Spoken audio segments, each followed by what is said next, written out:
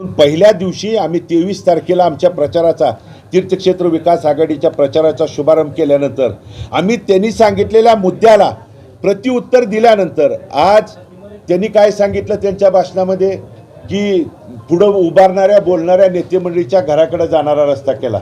आमच्या सगळ्यांच्या घराकडे तुम्ही कॅमेरे घेऊन चला, ओपन जीप करू, त्यांना देखील बोलवा, आम्ही येतो, आमच्या घराकडे जाणारे रस्ते बघा।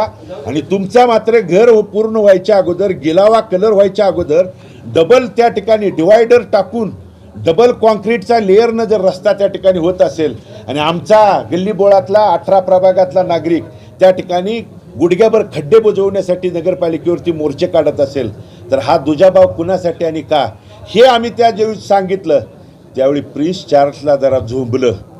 आणि म्हणून आम्ही जे सांगतोय, मांडतोय, बोलतोय ते मुद्द्यासहित मांडतोय।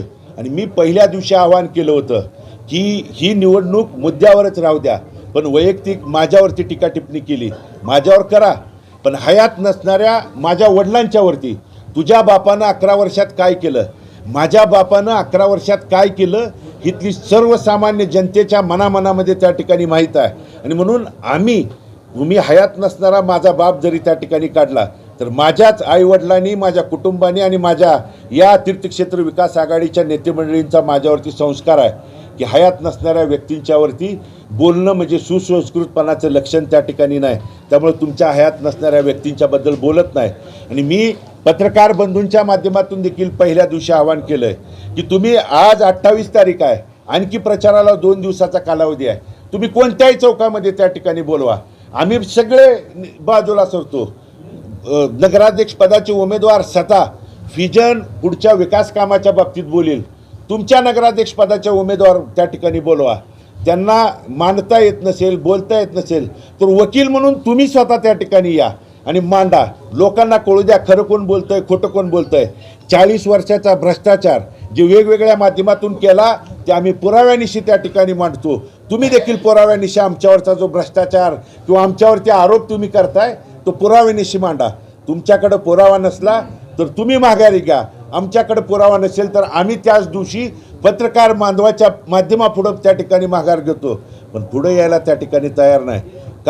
कालपासून 2016चा वचननामा त्या ठिकाणी दाखवला आणि आम्ही 90% पूर्ण केला। तुम्हीच वचननामा वाचून दाखवा आणि त्या वचननाम्यातली किती त्या ठिकाणी वचननामा पूर्ण झाला आहे बघा। आज वचननामा पूर्ण झाला असेल तर मूलभूत गोष्टी आहेत ना, हे धूळमुक्त पंढरपूर, खड्डेमुक्त पंढरपूर, पिण्याचं पाण्याला जर आम्हाला आळ्या आणि मैला मिश्रित त्या ठिकाणी विष्ठा मिश्रित पाणी प्यावं लागत असेल तर यासारखं आमच्या ब्रह्मांड नायकाच्या पांडुरंगाच्या नगरीमध्ये हे त्या ठिकाणी जगभरातून देशभरातून भाविक त्या ठिकाणी या पांडुरंगाचं दर्शनासाठी येतो आणि तीर्थ म्हणून त्या चंद्रभागेमध्ये स्नान करून घरी पाणी त्या ठिकाणी तीर्थ म्हणून घेऊन जातो। त्यामध्ये आळ्या आणि विष्ठा मिश्रित, मैला मिश्रित जर पाणी जात असेल तर त्यावेळी शर्मेनं आपल्या सर्व पंढरपूरकरांना मान खाली घालावं लागते आणि हे गेले अनेक वर्षापासून सुरू आहे। एवढ्या गोष्टीत जर तुम्ही बदल करू शकला नाहीत तर आंतरराष्ट्रीयचं व्हिजन तुम्ही ज्या नेतेमंडळी दाखवता ते कशा पद्धतीनं पूर्ण करू शकणार आहे हे एकदा समोर येऊन त्या ठिकाणी आम्हाला सांगावं।